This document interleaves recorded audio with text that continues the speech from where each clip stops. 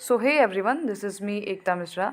आज यहाँ पे हम क्लास 12th का चैप्टर 11 अपना बायोलॉजी पोर्शन यहाँ पे हम अपना स्टार्ट करने वाले हैं। मतलब हमारी जो टॉपिक है वो है क्लोनिंग वेक्टर। ठीक है, तो बेसिकली ये हमारा 4th लेक्चर है बायोटेक्नोलॉजी का। ठीक है, तो आइए स्टार्ट करते हैं। देखिए, क्लोनिंग वेक्टर मीन्स आप समझते हैं क्या है। देखिए, क्लोनिंग वेक्टर एक ऐसे वेक्टर होते हैं जो फॉरेन डीएनए को ट्रांसफ़र करते हैं होस्ट सेल के अंदर। ठीक है, उसके बाद होस्ट सेल के अंदर ये जो वेक्टर हैं ये फॉरेन डीएनए की कई सारी कॉपी बनाने में हेल्प करते हैं, मतलब उसकी क्लोनिंग करते हैं। तो ऐसे वेक्टर को हम क्लोनिंग वेक्टर बोलते हैं। ठीक है, तो पढ़ते हैं। You know that plasmids and bacteriophage have the ability to replicate within bacterial cell। अब देखिए, हमें पता है कि जो प्लाज्मिड और बैक्टीरियोफेज होते हैं उनकी एक एबिलिटी होती है कि वो रेप्लिकेट या फिर डिवाइड करते हैं बैक्टीरियल सेल के अंदर। Depends on the control of chromosomal DNA. मतलब बैक्टीरियल सेल के अंदर जब प्लाज्मिड और बैक्टीरियोफेज डिवाइड करते हैं तो उसको क्रोमोसोमल डीएनए कंट्रोल नहीं करता। ठीक है, क्योंकि ये क्या होता है, एक्स्ट्रा क्रोमोसोमल डीएनए होता है। ठीक है, आगे बढ़ते हैं। Bacteriophage because of their high number per cell have very high copy numbers of their genome within the bacterial cell. अब देखिए, जो बैक्टीरियोफेज होता है जब वो बैक्टीरिया के अंदर जाता है तो वहाँ पे अपनी कई सारी कॉपी बनाता है। ठीक है, have very high copy number of their genome within the bacterial cell means, देखिए ये जो बैक्टीरियोफेज होते हैं वो बैक्टीरियल सेल के अंदर अपनी कई सारी क्या करते हैं, कॉपी बना लेते हैं। ठीक है, जैसे ये क्या हो गया आपका बैक्टीरियोफेज। ठीक है, आपका बैक्टीरियोफेज कुछ ऐसे होता है। मेरे से सही से बन नहीं पाएगा, बट कुछ ऐसा आपका बैक्टीरियोफेज होता है। यहाँ पे आपका क्या होता है, डीएनए होता है। ठीक है, देखिए बैक्टीरियोफेज एक ऐसा वायरस होता है जो बैक्टीरिया पे अटैक करता है। तो ये हो गया आपका बैक्टीरिया, ये आपका बैक्टीरियोफेज हो गया। अब क्या होगा, ये आपका बैक्टीरिया है तो बैक्टीरियोफेज बैक्टीरिया पे लैंड करेगा। उसके बाद ये बैक्टीरियोफेज अपने डीएनए को बैक्टीरिया में क्या कर देगा, ट्रांसफ़र कर देगा। ठीक है, उसके बाद बैक्टीरियोफेज के डीएनए की कई सारी कॉपी बनने लगेगी। किसमें, इसी बैक्टीरिया में। ठीक है, ये बैक्टीरिया एज जैसे ही डिवाइड करेगा वैसे ही क्या होगा, कई सारी कॉपी बनने लगेगी बैक्टीरियल सेल के अंदर। ठीक है, तो यहाँ पे बैक्टीरियल सेल आपका बन जाएगा। कुछ ऐसे गोले जैसा हम बना देते हैं, यही चीज़ यहाँ पे क्या हुआ है, कॉपी बन गया इसका। ठीक है, और फिर इन डीएनए के चारों तरफ क्या होगा, प्रोटीन बनने लगता है। तो जैसे ही यहाँ पे प्रोटीन कोड बनता है वैसे ही यहाँ पे बैक्टीरियल सेल के अंदर कई सारे बैक्टीरियोफेज बन जाते हैं। ठीक है, आगे बढ़ते हैं। सम प्लाज्मिड में हैव ओनली 1 or 2 कॉपीज पर सेल वेयर एज अदर में हैव 15 to 100 कॉपी पर सेल। अब हम प्लाज्मिड की बात करते हैं तो देखिए, कुछ प्लाज्मिड बैक्टीरियल सेल के अंदर सिर्फ एक बार डिवाइड करते हैं। कुछ ऐसे होते हैं जो दो बार डिवाइड करते हैं, मीन्स 2 कॉपी बना लेते हैं। और कुछ प्लाज्मिड ऐसे होते हैं जो 15 से 100 बार अपनी कॉपी बनाते हैं। ठीक है, there number can go even higher, और इसके नंबर क्या होते हैं, इससे हाइयर भी जा सकते हैं। ठीक है, मीन्स कुछ प्लाज्मिड ऐसे भी होते हैं जो बैक्टीरियल सेल के अंदर जाकर अपनी कई सारी कॉपी बना सकते हैं, मीन्स 100 से भी ज़्यादा। ठीक है, तो वही यहाँ पे लिखा है, if we are able to link an alien piece of DNA with bacteriophage or plasmid DNA, we can multiply its numbers equal to the copy number of the plasmid or bacteriophage। तो देखिए, आपके पास एक alien piece of DNA है। ठीक है, अब हमें इसकी कई सारी कॉपी चाहिए तो हम इसको प्लाज्मिड या बैक्टीरियोफेज के साथ जोड़ देंगे। तो हमने प्लाज्मिड के साथ क्या किया, जोड़ दिया। फिर हमने बैक्टीरियल सेल लिया। ठीक है, और उस बैक्टीरियल सेल के अंदर प्लाज्मिड को क्या किया, डाल दिया। अब जितनी बार वो प्लाज्मिड डिवाइड करेगा उतनी बार क्या होगा, जो आपने फॉरेन डीएनए है बैक्टीरियल मतलब फॉरेन डीएनए आपका है जो आपने ऐड किया था वो भी क्या करेगा, डिवाइड करेगा। तो जैसे यहाँ पे प्लाज्मिड 2 बार डिवाइड करेगा तो हमारा भी फॉरेन डीएनए क्या होगा, 2 हो जाएगा। ठीक है, तो यहाँ पर लिखा है कि जितनी बार हमारा प्लाज्मिड डिवाइड या फिर बैक्टीरियोफेज डिवाइड करेगा उतनी बार हमारा एलियन पीस ऑफ डीएनए भी क्या करेगा, डिवाइड करेगा, और उसकी भी उतनी ही कॉपी बनेगी। ठीक है, क्योंकि वो क्या कर दिया, हमने उसको वहाँ पे क्या कर दिया है, ट्रांसफ़र कर दिया है। ठीक है, vector used as present are engineered in such a way that they help easy linking for foreign DNA and selection of recombinants and non recombinants। अब देखिए आज के टाइम पर जो वेक्टर यूज़ होते हैं उनको इंजीनियर्ड किया जाता है, मतलब लैब में क्या किया जाता है, बनाया जाता है। अब इसको इस तरीके से बनाया जाता है कि ताकि उन पे आसानी से किसी भी फॉरेन डीएनए को क्या कर दिया जाए, ऐड अप कर दिया जाए, मीन्स जोड़ दिया जाए। और दूसरा क्या है, इन वेक्टर की हेल्प से हम रिकॉम्बिनेंट और नॉन रिकॉम्बिनेंट से अलग कर सकते हैं। ठीक है, मतलब रिकॉम्बिनेंट को नॉन रिकॉम्बिनेंट से क्या कर सकते हैं, अलग कर सकते हैं। ठीक है, या फिर रिकॉम्बिनेंट को नॉन रिकॉम्बिनेंट से सेलेक्ट कर सकते हैं। ठीक है, आगे बढ़ते हैं। The following are the features that require to facilitate cloning into vector। तो देखिए हम पढ़ेंगे कि किसी भी क्लोनिंग वेक्टर में क्या क्या फीचर्स या फिर क्या क्या प्रॉपर्टीज़ होनी चाहिए ताकि अगर हम किसी भी फॉरेन डीएनए को उस क्लोनिंग वेक्टर के साथ क्या कर सकें, जोड़ सकें। ठीक है, तो बेसिकली यहाँ पे हमें क्या पढ़ना है, कुछ फीचर्स और कुछ प्रॉपर्टीज़ पढ़नी है। तो हमारा पहला क्या आता है, origin of replication means ori. ठीक है, this is a sequence for where replication starts and any piece of DNA when linked to this sequence can be made to replicate within the host cell. जैसे एक example लेते हैं हम plasmid, तो plasmid में origin होना ज़रूरी है, मीन्स ओराई होना ज़रूरी है, मतलब ओरिजिन ऑफ रेप्लिकेशन उसमें होना ज़रूरी होता है, तभी जो प्लाज्मिड होती हैं वो क्या होती हैं, डिवाइड करेंगी। ठीक है, ओरिजिन ऑफ रेप्लिकेशन एक सीक्वेंस है जहाँ से रेप्लिकेशन स्टार्ट होता है। ठीक है, देखिए any piece of DNA when link to this sequence can be made to replicate within the host cell.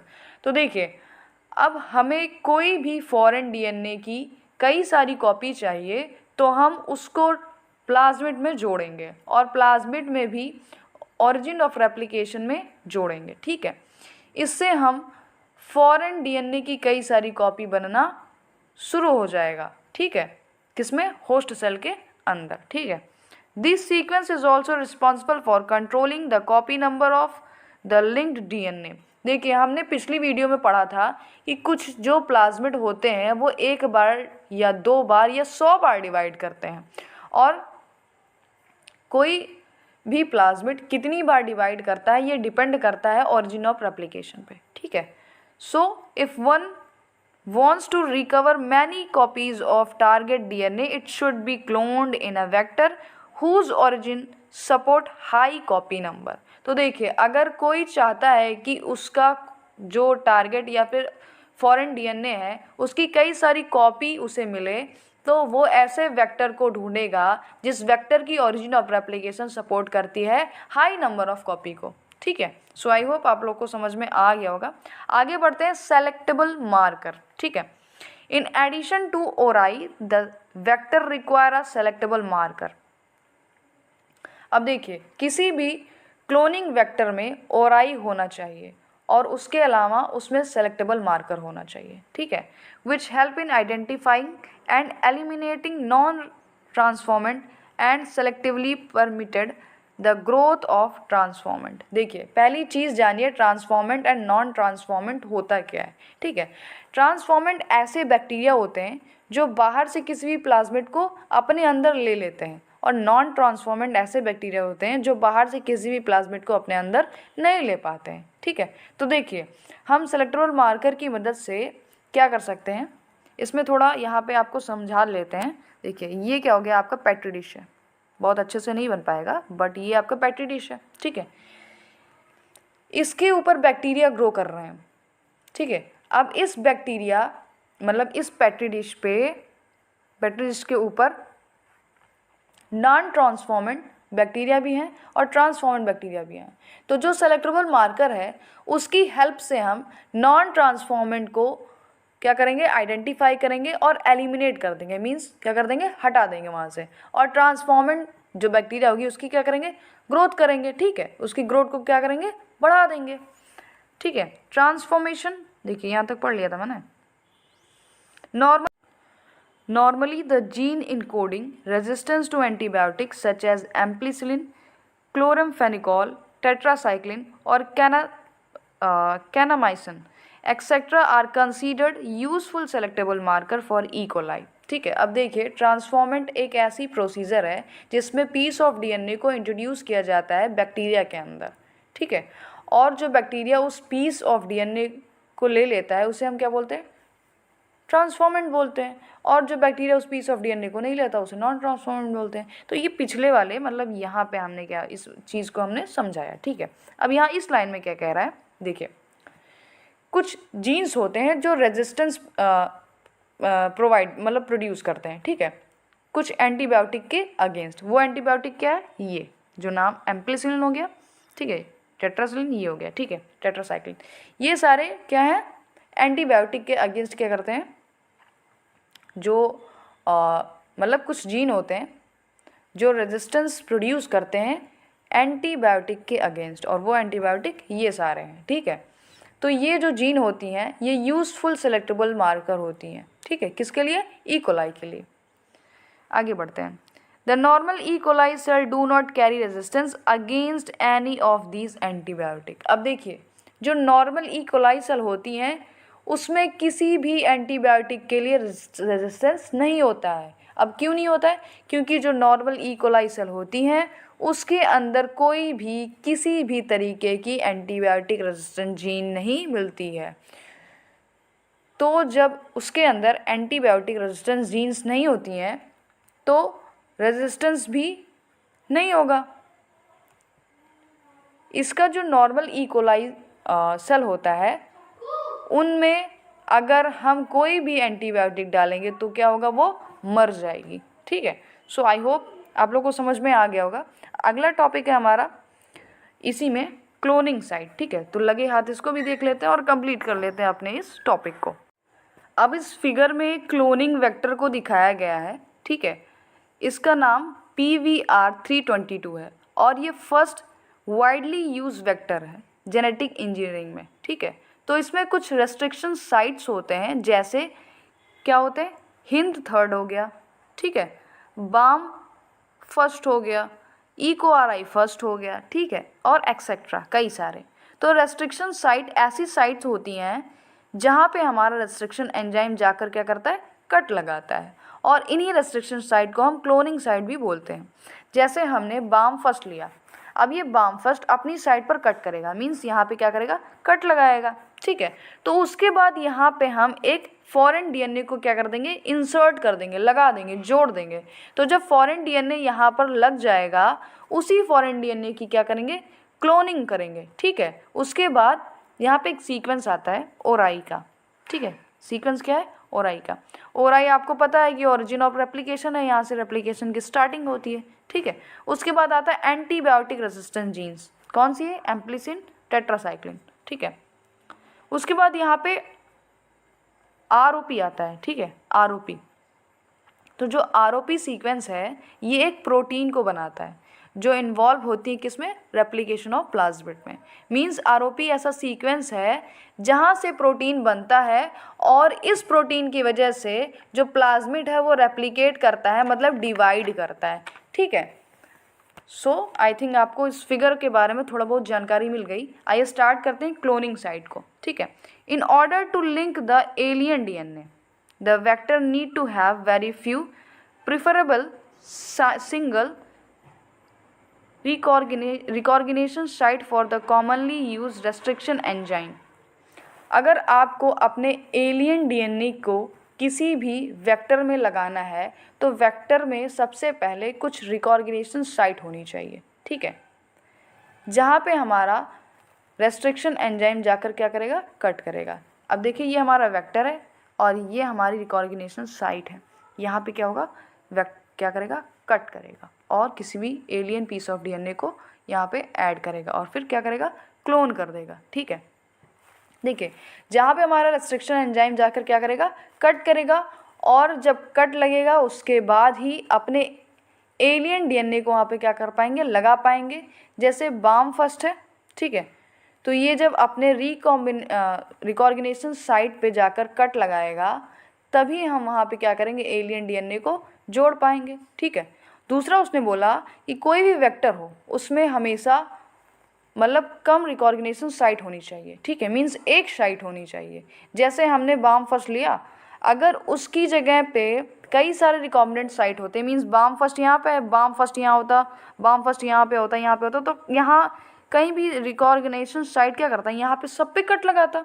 तो अगर सब पे कट लगाता तो क्या होता, वेक्टर का हमें क्या मिलता, फ्रेगमेंट मिलता, ठीक है, और फिर ये प्लाज्मिड और वेक्टर ठीक से क्या करता, यूज़ नहीं हो पाता, ठीक है, किसमें, जेनेटिक इंजीनियरिंग में, ठीक है। सो आई होप आप लोग को समझ में आ गया होगा बेसिकली इस लाइन में क्या क्या कहा जा रहा है, ठीक है। Presence of more than one recognition site within the vector will generate several fragments. तो वही चीज़ बताया गया है, अगर कई सारे फ्रेगमेंट्स मिलेंगे तो क्या होगा, जीन क्लोनिंग में क्या होगा, कॉम्प्लिकेशन आ जाएगा, ठीक है। The ligation of alien DNA is carried out at a restriction site present in one of the two antibiotic resistance gene। अब हमें एलियन डीएनए लगाना है तो एम्पिसिलिन या फिर टेट्रासाइक्लिन पे लगा सकते हैं, मींस 2 एंटीबायोटिक रेजिस्टेंट जीन पे जो रिकॉर्डिनेशन साइट है वहाँ पे लगा सकते हैं, ठीक है। For example you can ligate a foreign DNA at bam first site of tetracycline resistant gene in the vector PBR322, ठीक है। तो यहाँ पे एग्जाम्पल दिया गया है कि हमने अपने फॉरेन डीएनए को बाम फर्स्ट साइट पे लगा दिया है और ये bam first tetracycline resistant gene के ऊपर है, ठीक है। बाम फर्स्ट कहाँ है, टेट्रासाइक्लिन रेजिस्टेंट जीन के ऊपर है, ठीक है। The recombinant plasmid will lose tetracycline resistant gene due to insertion of foreign DNA but can still be selected out from non recombinant 1 by the plating the transformant on ampicillin containing medium। देखिए हमने balm first लिया, balm first ने यहाँ पे cut लगाया, कहाँ पे, अपनी साइड पे, बाम फर्स्ट ने यहाँ पे क्या किया, कट लगाया, ठीक है। अपने रिकॉम्बिनेंट बार बार निकल जाता है, ठीक है। रिकॉर्डिनेशन साइट पे क्या हुआ, बाम फर्स्ट ने क्या किया, कट लगाया।